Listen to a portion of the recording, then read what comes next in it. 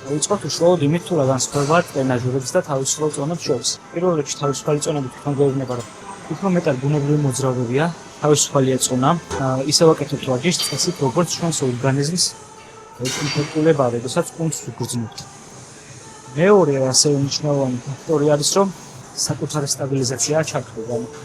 ჩვენი ორგანიზმით ვარეგულირებთ იმ სტაბილიზაციას, რომ არ გაგვექცეს ეს თავისუფალი წონები და ვარჯიშს გავაკეთოთ სწორად. ძალიან ბევრი ვარიანტი აქვს თავისუფალ წონის, რა თითო ვარჯიშზეც კი შეიძლება რამდენიმე სხვადასხვა ვარჯიში ჩაშალება.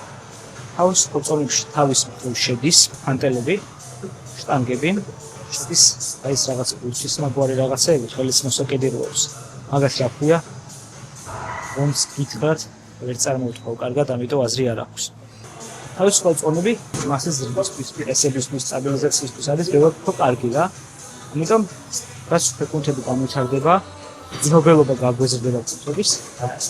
ჯობია რომ ნელ-ნელა თავისუფალი წონების ვარჯიშები დავამატოთ რა. ჩვენთვის არის ეს